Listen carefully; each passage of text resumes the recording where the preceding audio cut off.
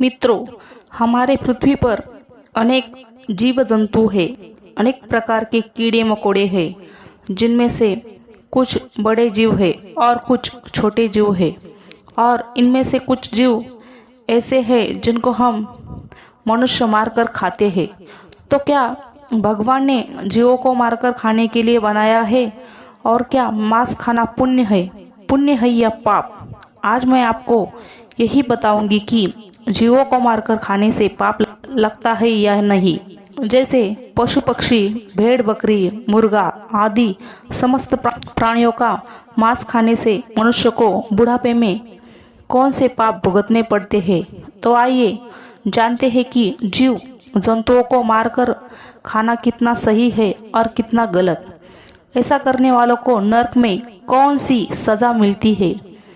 आजकल दुनिया में ऐसे करोड़ों लोग मिल जाएंगे जो मांस खाते हैं और मांस खाने को सही मानते हैं और कहते हैं यदि हम इन जीवों को नहीं खाएंगे तो इनकी संख्या बढ़ जाएगी और भगवान ने इन जीवों को हमें खाने के लिए ही बनाया है, इसलिए इनको खाने से हमें कोई पाप नहीं लगता।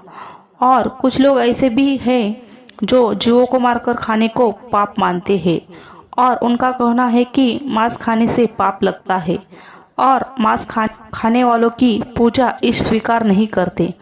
तो आज मैं आपको एक कथा के माध्यम से बताऊंगी कि मांस खाना कितना सही है और कितना गलत, और भगवान ने मांस खाने वालों के बारे में क्या बताया है।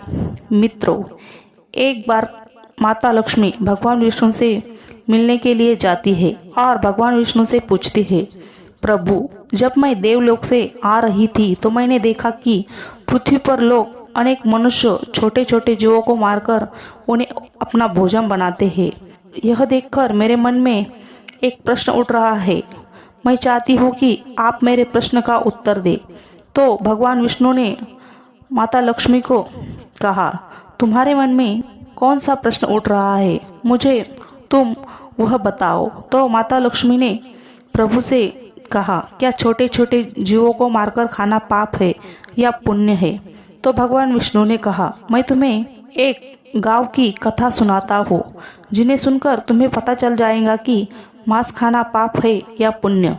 तो माता लक्ष्मी ने कहा, अवश्य सुनाइए मुझे वह कथा। तो भगवान विष्णु ने उस कथा को सुनाने को प्रारंभ किया। कहा कि एक बार एक गांव में एक धनी व्यक्ति रहता था और वह किसी पवित्र तीर्थ यात्रा पर जाना चाहता था। जाने से पहले उसने अपने घर में एक दावत रखी और गांव के सभी लोगों को दावत पर बुलाया और गांव के सभी लोग दावत खाने के लिए उसके यहाँ आए। और दावत में उसने दो तरह के भोजन बनवाए थे, एक शाकाहारी भोजन और दूसरा मांसाहारी भोजन।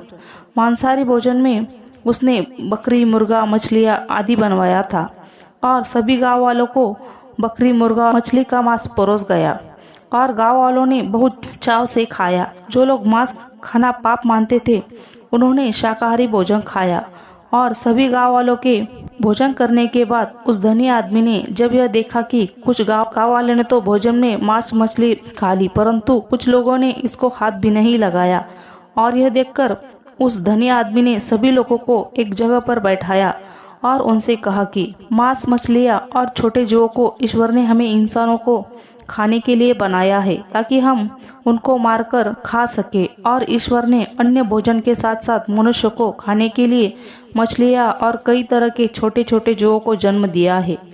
उस धनी व्यक्ति की इस बात को सुनकर गांव के एक 15 साल के लड़के ने कहा, श्रीमान जी, आप गलत कह रहे हैं। उस छोटे से लड़के की इस बात को सुनकर वहाँ उपस्थित सब लोग आश्चर्यचकित हो गए। फिर धनी व्यक्ति ने कहा, बेटे, तुम्हारे कहने का मतलब क्या है? तब लड़का बोला, श्रीमान जी, यह समस्त जीवों को परमात्मा ने बनाया है, लेकिन इनको मारकर खाने के लिए नहीं, बल्कि इनको अपना जीवन जीने के लिए बनाया है। और यह छोटे छोटे जीव भी पृथ्वी पर रहने वाले समस्त जीव जंतु और मनुष्य की तरह ही जन्म लेते हैं और इंसानों की तरह ही उनकी भी मृत्यु होती है। और जिस तरह हम मनुष्य को चोट लगने पर पीड़ा होती है, उसी तरह उन्हें भी पीड़ा होती होगी। और इस संसार में कोई भी प्राणी किसी भी अन्य प्राणी से श्रेष्ठ नहीं है, बल्कि सभी जीव जंतु और मनुष्य समान है। वह अलग बात है कि मनुष्य की बुद्धि ज़्यादा विकसित है और जीव जंतुओं की कम, लेकिन इसका मतलब यह नहीं है कि आप ज़्यादा शक्तिशाली है तो अपने से कम शक्तिशाली वाले जीवों को खा सकते हैं। और यह कहना गलत है कि ईश्वर ने छोटे जीवों को हमें खाने के लिए बनाया है। हम अपने स्वाद के लिए और अपनी जीविका के लिए और भी चीज़ें खाकर अपना पेट भर सकते हैं। ईश्वर ने हमें जीव जंतुओं से अधिक बुद्धि दी है। इसका मतलब यह नहीं है कि हम अपने शरीर के शोषण के लिए किसी को भी मारकर खा सकते हैं। यदि कोई जीव जंतु आपसे कमज़ोर है और आपकी पकड़ में आ जाते हैं तो इसका मतलब यह नहीं है कि आप इसको मारकर खा जाओगे और भगवान ने उन्हें आपके खाने के लिए बना दिया। जरा सोचो, मच्छर हमारे शरीर का रक्त पीते हैं, उन्हें हमारे शरीर का रक्त अच्छा लगता है। उसी प्रकार शेर, चीता और बाघ जैसे बड़े जानवरों को हमारे शरीर का मांस स्वादिष्ट लगेगा और वे जब चाहे हमें पकड़कर अपना भोजन कर सकते हैं। तो इसका मतलब यह नहीं है कि ईश्वर ने हमें शेर, चीता और बाघ के भोजन के लिए बनाया है। यदि आप ऐसा मानते हैं कि मुर्गा, मछली और बकरी को भगवान ने हमारे भोजन के लिए बनाया है तो शेर, चीता, बाघ से अपनी रक्षा क्यों करते हो? भगवान ने आपको भी तो उनके भोजन के लिए बनाया है, परंतु फिर भी शेर, चीता और बाघ जैसे जानवरों से खुद को बचाते हो ताकि यह जानवर आपको अपना शिकार ना बना पाए, क्योंकि आपको अपना शरीर प्यारा है, आपको अपनी जान प्यारी है। उसी तरह हर प्राणी को अपनी जान प्यारी है और अपना शरीर प्यारा है, चाहे वह छोटा जीव हो या बड़ा, सबको अपनी जान प्यारी है। और मनुष्य की मूर्खता से जो अपने छोटे से जीवों को मारकर खाते हैं और इस तरह उस छोटे से लड़के की बात सुनकर उस धनी आदमी का मुंह बंद हो गया और गांव के सभी लोग लड़के के इस बात से सहमत हो गए। और फिर भगवान विष्णु ने माता लक्ष्मी से कहा, सुनो, मैं तुम्हें भगवान श्री कृष्ण का एक और उपदेश सुनाता हूँ जिसमें तुमको पता चल जाएगा कि मांस खाना पाप है या पुण्य। तो माता लक्ष्मी ने कहा, सुनाइए प्रभु। तो भगवान विष्णु ने कहा, इस कथा को पूरा मन लगाकर सुनना, नहीं तो कथा आपकी समझ में नहीं आएगी। आधा अधूरी कथा सुनने वाले लोग ही मांस, मछली और छोटे जीवों को मारकर खाते हैं। जो कथा को पूरी सुनता है वह जीवन में ऐसा पाप कभी नहीं करता। तो माता लक्ष्मी ने कहा, जी प्रभु, आप कथा सुनाए। तो भगवान विष्णु बोले, एक बार भगवान श्री कृष्ण एक पेड़ के नीचे बैठकर मुरली बजा रहे थे। तभी एक हिरन तेजी से भागता हुआ श्री कृष्ण जी के पास आया और उनके पीछे छुप गया और वह हिरन बहुत भयभीत था। उस भयभीत हिरन को देखकर श्री कृष्ण जी ने बांसुरी बजाना बंद कर दिया और उस हिरन से पूछा, हे मृग, तुम इतने डरे हुए क्यों हो? तुम्हें क्या परेशानी है और किसके डर से तुम मेरे पीछे छुपे हो? और भगवान श्री कृष्ण हिरन से यह सब पूछ ही रहे थे तो तभी वहां पर एक शिकारी आ पहुंचा जिसके हाथ में धनुष और बाण थी और श्री कृष्ण जी से कहने लगा, हे बालक, इस हिरण को मुझे दे दो। मैं इस हिरण को अपना शिकार बनाने के लिए इसके पीछे काफ़ी दूर से भाग रहा हूँ, इसलिए इस हिरण पर मेरा अधिकार है और यह मेरा शिकार है।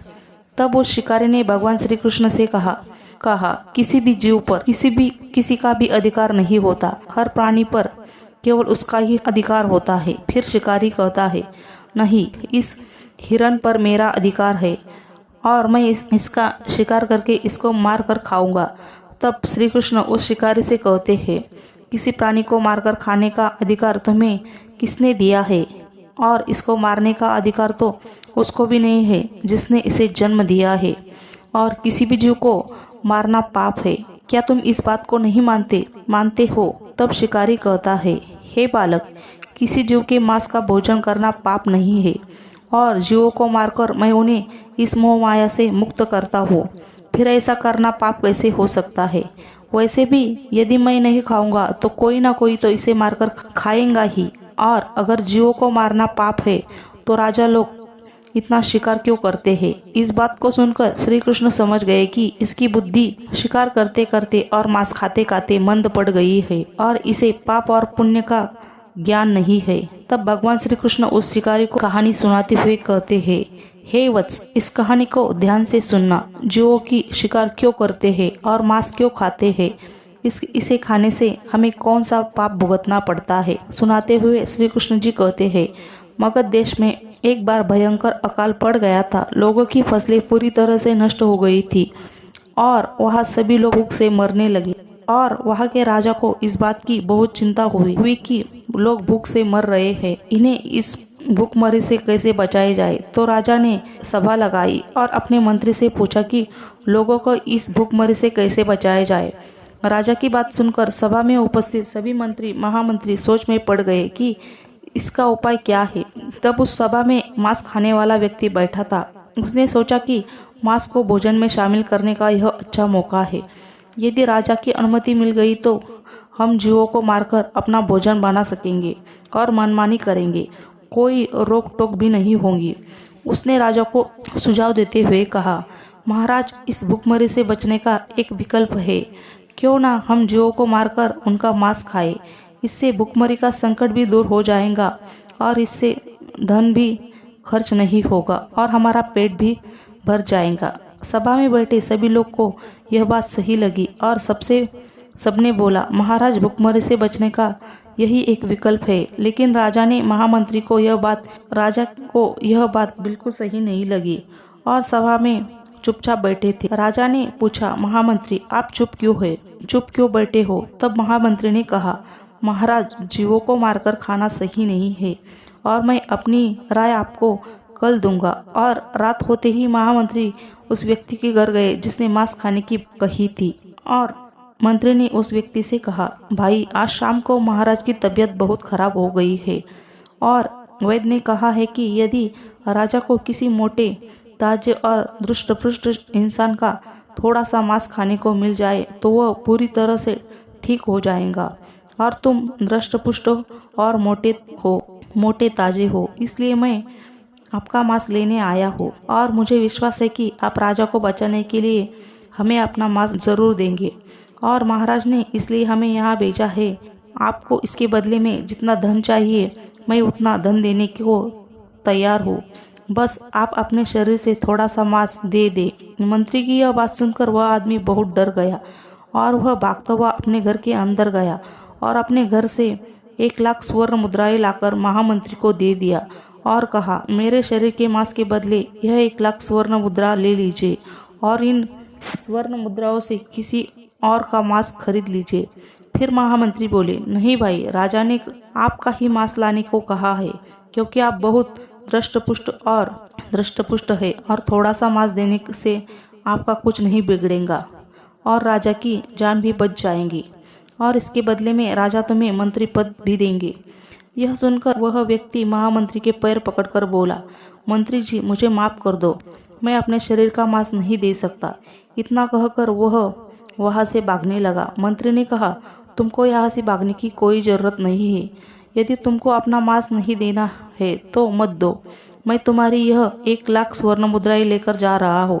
इतना कहकर महामंत्री वहां से चले गए और इस प्रकार एक एक करके महामंत्री सभी के घर गए और सबसे इसी तरह अपने शरीर से थोड़ा मांस देने का आग्रह किया। लेकिन सबने मांस के बदले अपने अपने घर से मुद्राएं दी। किसी ने 1,00,000 तो किसी ने 2,00,000 मुद्राएं दी, लेकिन अपने शरीर का मांस किसी ने नहीं दिया।